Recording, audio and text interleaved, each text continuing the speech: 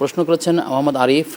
তিনি জানতে চাইছেন যে অন্য দেশ থেকে চোরাই পথে আসা পণ্য ক্রয় বিক্রয় কিংবা দেশের মধ্যেও অনেক ক্ষেত্রে চোরাই মার্কেট নামে অনেক মার্কেট আছে, এই সকল মার্কেট থেকে যে সকল পণ্য ক্রয় করা হয় সেটি ক্রয় বিক্রয় করা যাবে কিনা? মাশাআল্লাহ, আসলে খুবই গুরুত্বপূর্ণ প্রশ্ন। এই প্রশ্নের উত্তরটা সকলেরই জানা জরুরি, কিন্তু জানি না যে আসলে সবাই এই উত্তরটা মানতে পারবে কিনা। কারণ আমাদের দেশে ব্যবসা বাণিজ্য এমন অবস্থা হয়ে গেছে যে সঠিক পথে আনার লোকই কমে গেছে।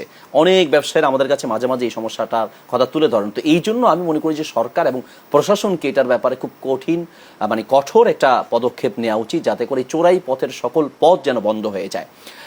প্রশ্নের উত্তর হচ্ছে, চোরাই পথে আসা কোনো পণ্য আপনি যখন জানবেন যেটা চোরাই পথে আসছে বা এটা চোরাই মার্কেট বা এখানে চুরি করা জিনিস বিক্রয় হচ্ছে, তাহলে আপনার জন্য ক্রয় বিক্রয় উভয়টাই হারাম।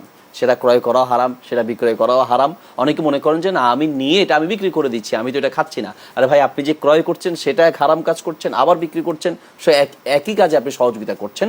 কাজেই চোরাই জিনিস জানার পরে আপনি এটা ক্রয় করা বা বিক্রয় করা এটা আপনার জন্য জায়েজ হবে না। বাকি আপনি কিনেছেন, এখন এটার প্রতিটা পদক্ষেপ, যেমন আপনি যে কাপড়টি পরেছেন, আমি যে ঘড়িটি পরেছি, বা আমি যে কাপড়টি পরেছি, এটা কি আসলে চোরাই পথে এসেছে না হালাল পথে এসেছে, সঠিক পথে এসেছে, আমরা জানি না। কিন্তু আমাদের বাহ্যিক দৃষ্টি হচ্ছে যে আমি তো দোকানদার যার থেকে নিয়েছি তিনি চোরাই পথে আনেন নাই।